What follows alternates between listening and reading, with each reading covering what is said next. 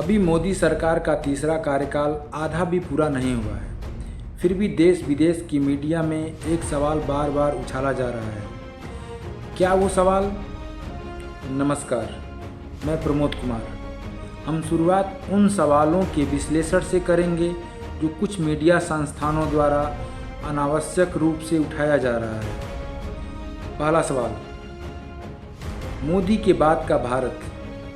इस सवाल के विश्लेषण में जाने पर आपको ऐसा लगेगा कि यह सवाल मासूम है, लेकिन नहीं, सवाल मासूम होते ही नहीं, क्योंकि एक गहरा मतलब छुपा होता है। ये सवाल देखने में बड़े मासूम और साधारण लगते हैं। इन सवालों का जन्म षड्यंत्रों की गोद में होता है, जहां सरकारों को बनाने और बिगाड़ने की हसरत लिए कुछ चुनिंदा लोग अपनी अपेक्षित योजनाएं साधारण जनमानस के दिमाग में डाल देते हैं। भारत कोई वन मैन शो नहीं है, लेकिन नेतृत्व की स्पष्टता भारत की ताकत है, और यही बात कुछ लोगों को अनकंफर्टेबल करती है। यह सवाल एक प्रायोजित रणनीति है। आपके अंदर जो एक गजब का आत्मविश्वास आ गया है पिछले 10-12 सालों में, उसे कमज़ोर करने का कुछ एक लोगों का आपके खिलाफ चलाया गया एक हथियार है। हमें और आपको यह समझना होगा कि यह सवाल अभी क्यों? क्योंकि इतिहास उठाकर देखिए, जब भी कोई मजबूत नेता लंबे समय तक सत्ता में रहता है तो उसके बाद की कहानी उसके रहते ही लिखी जाने लगती है। क्यों?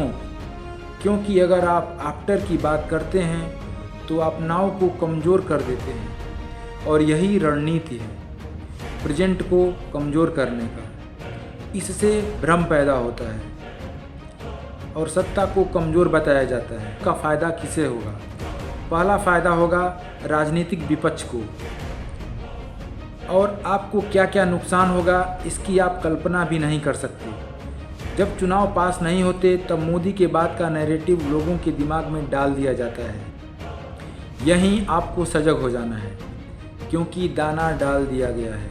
बस आपके दाना चुगते ही जाल समेट लिया जाएगा। आप फंस चुके होंगे। अब आपका हाथ खाली और गर्दन पर तलवार लटक रही होगी, जो आपको तुरंत नहीं मारेगी, क्योंकि आपको मारने वाला तो शिकारी है, न कि तलवार। जब आप तलवार के डर से शिकारी की हर बात मानने लगते हैं, मैसेज साफ है, कुछ तो गड़बड़ है, अब बदलाव ज़रूरी है। और यही वो दाना है जो आपको भोजन स्वरूप में दिख रहा है। दूसरा फ़ायदा होगा विदेशी मीडिया और वैश्विक ताकतों को। एक आत्मनिर्भर भारत और नीतिगत फैसले लेने वाला जो कुछ लोगों को सूट नहीं करता, और वे लोग देश में भी हो सकते हैं और विदेशों में भी। इसलिए एक कहानी बनाई जाती है कि लोकतंत्र खतरे में है, सत्ता अस्थिर है, भारत अनिश्चित भविष्य की ओर बढ़ रहा है। यह इन कहानियों के स्टेप होते हैं। तीसरा फ़ायदा है सिस्टम के अंदर रहने वाले कुछ खिलाड़ी जो हर देश में होते हैं, जो सत्ता में रहकर भी अस्थिरता से फ़ायदा उठाना चाहते हैं। जैसे कुछ लोगों ने कोरोना में फ़ायदा उठाया, 20 रुपये की दवा को 500 रुपये में बेच दिया गया। सड़क पर ट्रक पलटने के बाद लोग सारा सामान लूट ले जाते हैं। यह लूटपाट शासन के सख्त और ईमानदार रहने पर मुश्किल हो जाती है। नेतृत्व कमज़ोर दिखे तो इस तरह के लोग मजबूत होने लगते हैं, सौदे आसान हो जाते हैं, पर्दे के पीछे की राजनीति तेज हो जाती है। लेकिन नुकसान किसका? नुकसान होता है देश की जनता का, क्योंकि असली मुद्दे जो कि हैं रोजगार, शिक्षा, सुरक्षा।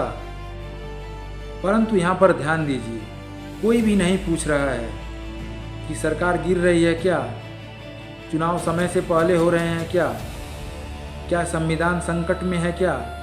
नहीं, इनसे ध्यान हटाकर बहस कुर्सी पर ले जाई जा रही है कि लोग अब रोजगार नहीं मांग रहे हैं। रोजगार मुद्दा ही नहीं है, क्योंकि लोग अब शिक्षित भी बन रहे हैं। शिक्षा भी अब मुद्दा नहीं है। सुरक्षा में काम पहले के मुकाबले बहुत तेज़ी से हो रहा है। आपको लगता है कि सवाल यह पूछा जा रहा है कि मोदी के बाद कौन, लेकिन सवाल यह है कि क्या देश स्थिर रहेगा? सवाल यह है कि क्या राष्ट्र सर्वोपरि की नीति जारी रहेगी? सवाल यह है कि क्या जनता जागरूक है? सवाल यह है क्योंकि लोकतंत्र में नेता बदल सकते हैं, लेकिन देश की दिशा जनता तय करती है। मोदी के बाद की चर्चा जरूरी है या जानबूझकर बनाई गई एक रणनीति?